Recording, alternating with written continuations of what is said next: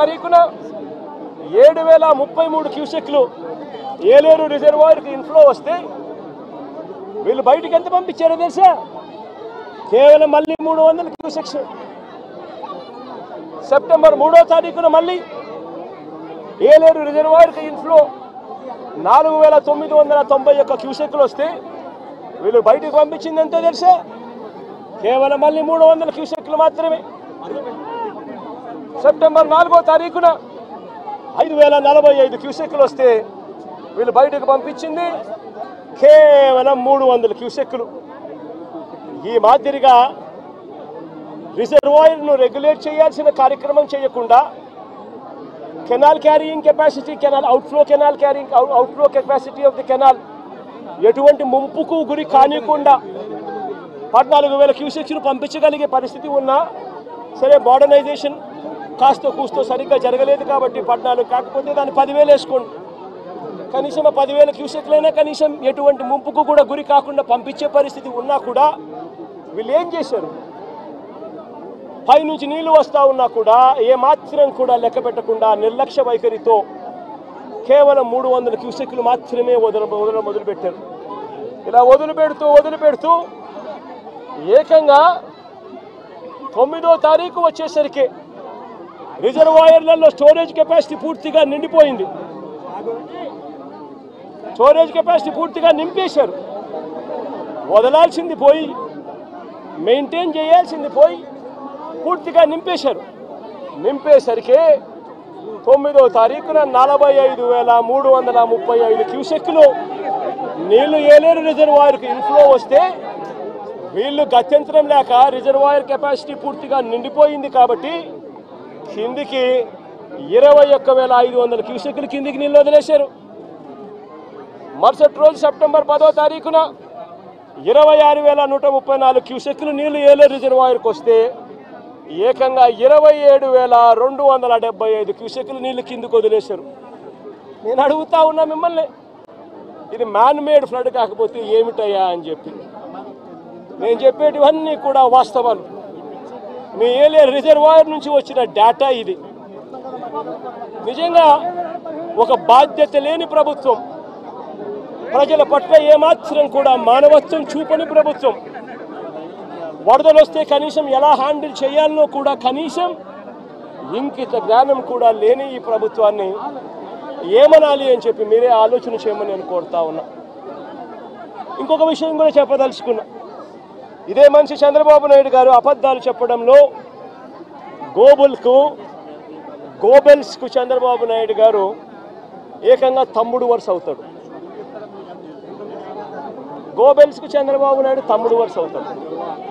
అబద్ధాలు చెప్పడంలో చంద్రబాబు నాయుడు గారి పరిస్థితి, కెపాసిటీ ఏమిటి అని అంటే, అబద్ధాలను తాను మ్యానుఫ్యాక్చర్ చేయగలుగుతాడు, చేయడంలో దిట్ట. ఆ మ్యానుఫ్యాక్చర్ చేసిన అబద్ధాన్ని అమ్మగలిగిన కెపాసిటీ కూడా ఎవరికైనా ఉంది ఈ ప్రపంచంలో అని అంటే అది ఒక్క చంద్రబాబుకు మాత్రమే ఉంది. ఆ చంద్రబాబుకు వంతపాడే ఆ ఈనాడు, ఆ ఆంధ్రజ్యోతి, ఆ TV5 వీళ్ళకు మాత్రమే అటువంటి దుర్మార్గమైన కెపాసిటీస్ ఉన్నాయి.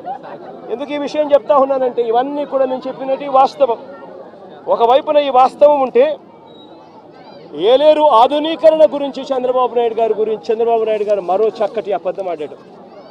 అసలు ఏలేరు ఆధునీకరణ, మోడర్నైజేషన్ ఆఫ్ కెనాల్, ఇది మామూలుగా ఒక కెనాల్ను మోడర్నైజ్ చేయాలి అని అంటే ఎప్పుడైనా కూడా ఎప్పుడు అవకాశం ఉంటుంది, ఎప్పుడు వెసులుబాటు ఉంటుందనంటే ఆ కెనాల్లో నీళ్లు ఆపగలిగినప్పుడు, నీళ్లు పారనప్పుడు, లేకపోతే డ్యామ్లో నీళ్లు ఉన్నా కూడా చేయాలని అనుకుంటే క్రాప్ హాలిడే డిక్లేర్ చేస్తే తప్ప మోడర్నైజేషన్ కార్యక్రమాలు చేయలేము.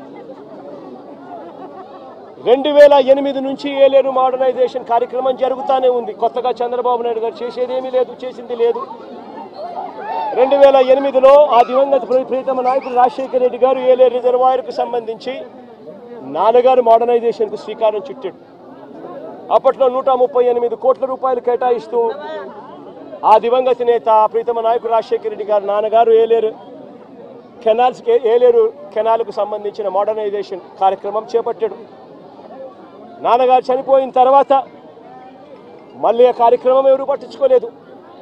చంద్రబాబు నాయుడు వచ్చాడు 2015 2014లో. ఆయన ఏమైనా పట్టించుకున్నాడా? 295 కోట్లకు అంచనాలు పెంచాడు. మరి ఆయన 5 ఏళ్ళు ఉన్నాడు కదా, మరి ఎందుకు చేయలే అంటున్నా. ఆయన కాలంలో కరువు, కనీసం ఈ మాదిరిగా అన్న వర్షాలన్నా ఎక్కువ పడతా ఉండి రిజర్వాయర్లు పూర్తిగా నిండిపోయి ఉన్నాయి. రిజర్వాయర్లు నిండున్నాయి కాబట్టి రైతులకు కెనాల్ నుంచి నీళ్లు పంపకపోతే రైతులకు ఇబ్బంది కలుగుతుంది. నీళ్లు ఉండి రైతులు వ్యవసాయం చేయలేని పరిస్థితిలోకి పోతారు అన్న పరిస్థితి అప్పట్లో కూడా లేదు. చంద్రబాబు నాయుడు గారు కరువు ఇద్దరు కవలలే. ఆ చంద్రబాబు నాయుడు గారు 5 సంవత్సరాలు కూడా పరిపాలన చేశాడు, అంతా కరువే. మరి 295 కోట్లకు అంచనాను ఆయన పెంచిన వ్యక్తి 5 ఏళ్ళు టైం ఉన్నది. 2015 ఏప్రిల్లో అంచనా వ్యయాన్ని 295 కోట్లకు కమిషన్ల కోసం పెంచాడు. మరి పెంచిన ఆ వ్యక్తి ఎందుకు చేయలేదని అడుగుతా ఉన్నా. 2008 నుంచి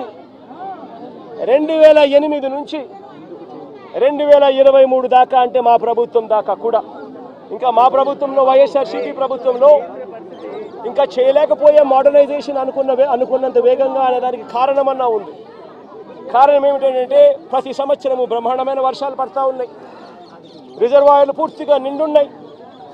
ఆ టైంలో క్రాప్ హాలిడే డిక్లేర్ చేసి రిజర్వాయర్ నిండుగా పెట్టి క్రాప్ హాలిడే డిక్లేర్ చేసి రైతులను ఇబ్బంది పాలు చేయడం ఇష్టం లేక కొద్దో గొప్ప మోడర్నైజేషన్ కార్యక్రమంలో కొద్దో గొప్ప మేము అనుకున్నంత వేగంగా చేయలేకపోయి ఉండొచ్చు. కానీ చంద్రబాబు నాయుడు గారి హయాంలో అంత కరువే ఉన్నప్పుడు ఆయన ఎందుకు చేయలేదని అడుగుతా ఉన్నా. ఆ 5 సంవత్సరాలు ఏమాత్రం చేశాడని అడుగుతా ఉన్నా. 2008 ఆ దివంగత నేత ప్రీతమ నాయకుడు రాజశేఖర రెడ్డి గారి హయాం నుంచి 2023-24 జగన్మోహన్ రెడ్డి గారి హయాం వరకు, జగన్ హయాం దాకా, మధ్యలో చంద్రబాబు హయాంతో కూడా కలుపుకుంటే కూడా ఇది కెనాల్ మోడర్నైజేషన్ కాబట్టి పంటలు అప్పుడప్పుడు ఆపుకుంటూ క్రాప్ హాలిడే డిక్లేర్ చేస్తూనే మోడర్నైజేషన్ చేయాల్సి వస్తుంది ఒకవేళ రిజర్వాయర్లో నీళ్లు ఉన్న పరిస్థితి అయితే.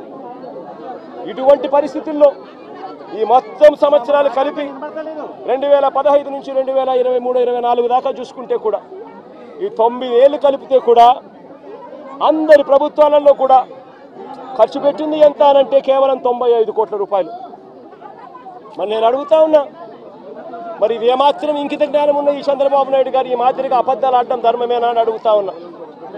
ఒకవైపున ఏలేరు రిజర్వాయర్కి సంబంధించి ఫ్లడ్ కుషన్ మేనేజ్మెంట్లో పూర్తిగా విఫలమై కావాలని ఒక మ్యాన్ మేడ్ ఫ్లడ్ క్రియేట్ చేసి రైతులందరినీ కూడా ఇబ్బంది పాలు చేసి ప్రజలందరినీ ఒకవైపున ఇబ్బంది పాలు చేసి ఇంకా వేలెత్తి చూపిస్తాడు జగన్ మీద.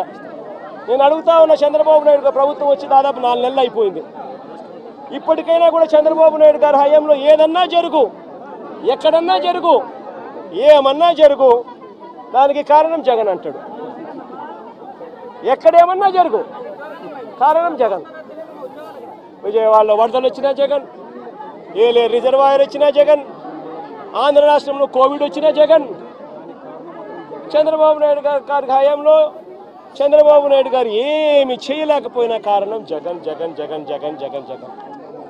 అయ్యా చంద్రబాబు 4 నెలలు అయిపోయినాయా నీ ప్రభుత్వం వచ్చి, ఇంకా జగన్ జగన్ జగన్ జగన్ అని చెప్పి జగన్ నామం చేయడం కాదు నువ్వు చేయాల్సింది, రాష్ట్ర ప్రజలకు నిజాయితీతో పాలన చేయడం నేర్చుకోని అడుగుతా ఉన్నా.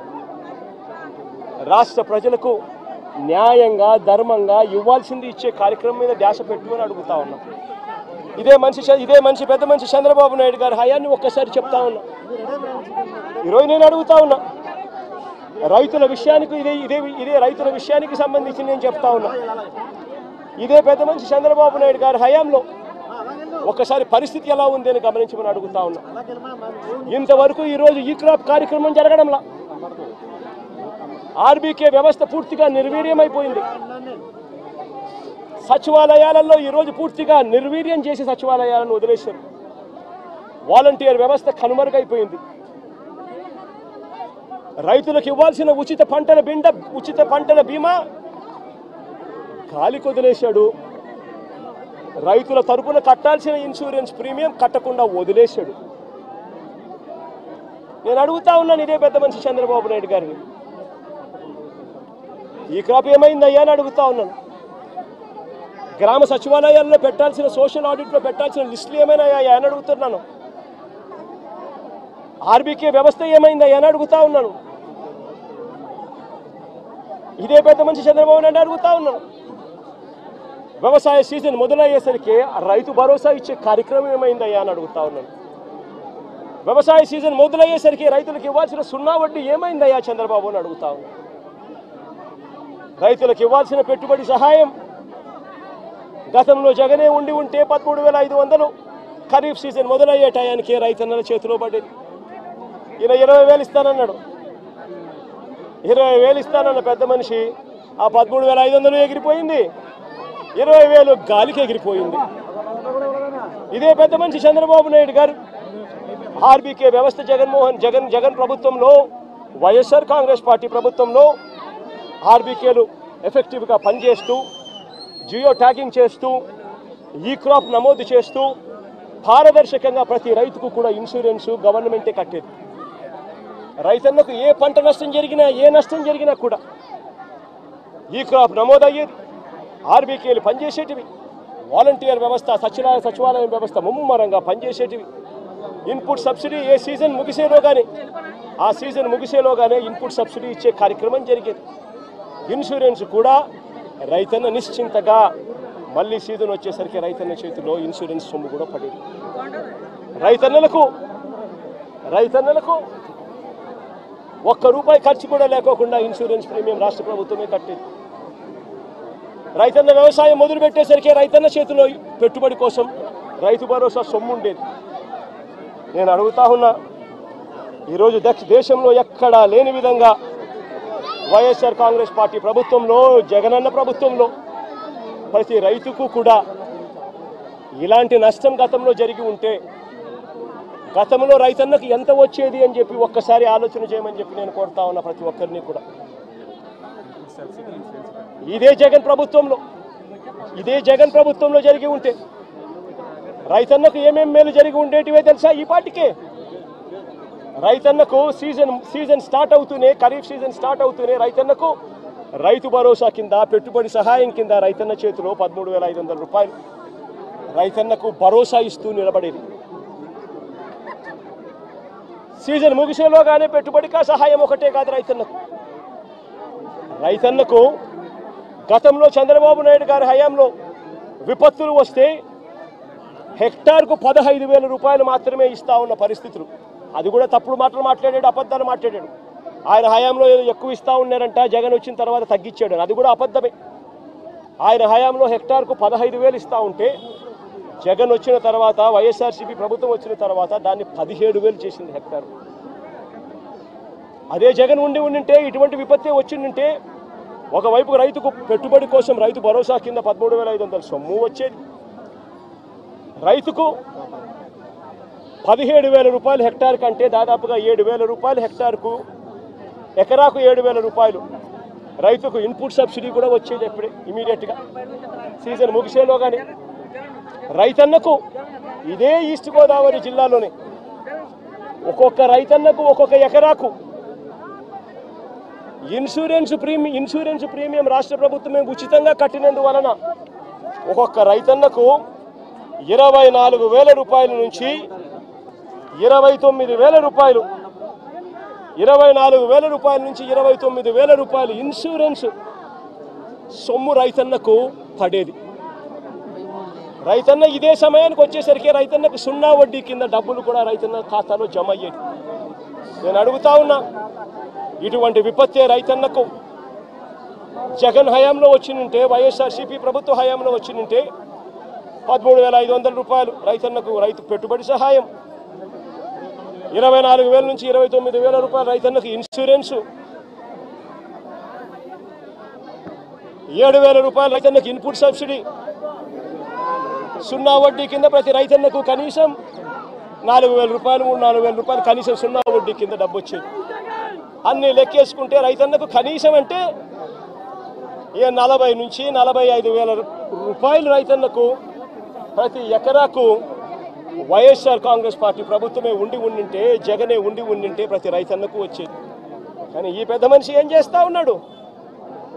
ఆలోచన చేయమని అడుగుతా ఉన్నా. జగన్ 7,000 ఇస్తా ఉన్నాడు, నేను 10,000 ఇస్తా ఉన్నాడు అని, నేను 10,000 ఇవ్వబోతున్నాను అని చెప్తా ఉన్నాడు. ఆయన 10,000 ఇవ్వబోతా ఉన్నాడు. ఎవరికి ఇస్తా ఉన్నాడు? కనీసం ఈ క్రాప్ చేశారా? సోషల్ ఆడిట్ పెట్టారా? మళ్ళీ తెలుగుదేశం పార్టీ కార్యకర్తలు, మళ్ళీ తెలుగుదేశం పార్టీ జన్మభూమి కమిటీలు వాళ్ళ చుట్టూ తిరగాలి. వాళ్ళు ఎవరు పేరు చెప్తే వాళ్ళకు మాత్రమే వస్తుంది. వాళ్ళ ఇష్టం వచ్చిన గ్రామాలు ఉంటాయి, వాళ్ళ ఇష్టం లేని గ్రామాలు ఉండవు. పారదర్శకత ఎక్కడా లేకుండా పోయింది. 10,000 ఇస్తానంటున్నాడే తప్ప రైతులకు రావాల్సిన ఇన్సూరెన్స్ గురించి మాట్లాడు. రైతులు నష్టపోతా ఉన్న 24,000 నుంచి 29,000 రూపాయలు ఎకరాకు రైతన్న నష్టపోతా ఉన్న ఇన్సూరెన్స్ గురించి మాట్లాడు. రైతన్నలకు ఇవ్వాల్సిన సున్నా వడ్డీ గురించి మాట్లాడు. రైతన్నకు రైతు భరోసా కింద నష్టపోయిన 13,500 రూపాయల గురించి మాట్లాడు. ఇవన్నీ రైతు నష్టపోయాడు అన్న సంగతి తెలిసి ఉన్నా కూడా ఈ పెద్ద మనిషి చంద్రబాబు నాయుడు మాట్లాడు. అదే అప్పట్లో వైఎస్ఆర్ కాంగ్రెస్ పార్టీ ప్రభుత్వం ఉన్నప్పుడు, జగన్ ప్రభుత్వం ఉన్నప్పుడు, చంద్రబాబు నాయుడు గారి ప్రభుత్వానికి మధ్య తేడా ఒకసారి చూస్తే 2014 నుంచి 19 మధ్య, అంటే చంద్రబాబు హయాంలో ఎంత ఇన్సూరెన్స్ ఇచ్చారు అని అంటే 30,85,000 మంది రైతన్నలకు మాత్రం 3,411 కోట్ల రూపాయలు మాత్రమే ఇచ్చాడు. అది కూడా రైతన్నలు వాళ్ళ ఇన్సూరెన్స్ ప్రీమియం వాళ్ళు కడితే. ఈయన చేసేదేంటి, ఇచ్చేదేంటి? రైతన్నలు ఇన్సూరెన్స్ ప్రీమియం వాళ్ళు కట్టుకుంటే వాళ్ళకి ఇన్సూరెన్స్ సొమ్ము 3,411 వచ్చింది. 3,411 కోట్లు వచ్చింది. అది 30,85,000 మంది రైతులకు మాత్రమే. అది కూడా ఇన్సూరెన్స్ ప్రీమియం కట్టగలిగిన కెపాసిటీ ఉన్న రైతులకు మాత్రమే. అదే జగన్ హయాంలో ఏకంగా 54,55,000 మంది రైతన్నలకు ఇన్సూరెన్స్ సొమ్ము వచ్చింది. ఎంతో తెలుసా? 7,802 కోట్ల రూపాయలు. ఒక్క రూపాయి కూడా రైతన్న ఇన్సూరెన్స్ ప్రీమియం కట్టాల్సిన అవసరం లేకుండా జరిగింది. అప్పట్లో చంద్రబాబు పెట్టిన 715 కోట్ల రూపాయలు బకాయిలతో కూడా కలుపుకొని రైతుల తరపున ఇన్సూరెన్స్ ప్రీమియంను కూడా వైఎస్ఆర్సీపీ ప్రభుత్వమే కూడా కట్టింది. జగన్ ప్రభుత్వానికి చంద్రబాబు ప్రభుత్వానికి మధ్య మానవతా దృక్పథంలో ఎంత తేడా ఉందో ఒకసారి గమనించమని అడుగుతా ఉన్నా. మొన్న 2023-24 సంబంధించిన ఖరీఫ్లో వచ్చిన కరువు,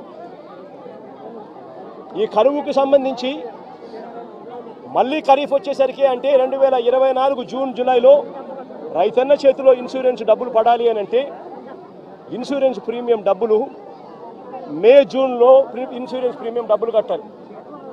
1,278 కోట్ల రూపాయలు చంద్రబాబు నాయుడు గారు ముఖ్యమంత్రిగా ఉన్నాడు. రైతుల తరపున జూన్లో కట్టాల్సిన 1,278 కోట్ల రూపాయల ప్రీమియం తాను కట్టకపోవడం వల్ల 2023-24 సంబంధించిన ఖరీఫ్కి సంబంధించిన రైతులకు రావాల్సిన ఇన్సూరెన్స్ సొమ్మును కూడా చంద్రబాబు నాయుడు రాకుండా అడ్డుకుంటా ఉన్నాడు.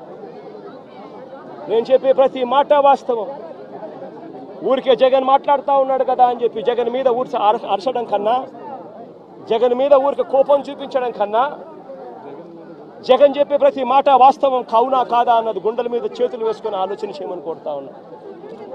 ప్రతి మాట వాస్తవం చెప్తా ఉన్నప్పుడు నువ్వు చేయాల్సిన పని ఏముంది? ప్రజలకు క్షమాపణ చెప్పాలి. చేసిన తప్పు ఇది అని చెప్పి ఒప్పుకోవాలి. ఒప్పుకొని ప్రజలకు మేలు చేసేదానికి అడుగులు ముందుకు వేయాలి. కానీ ఇవాళ అలాంటి ఆలోచనలు కానీ, అలాంటి మంచి కానీ ఈరోజు ఎక్కడా కూడా జరగడం లేదు. ఒక్క రైతు భరోసా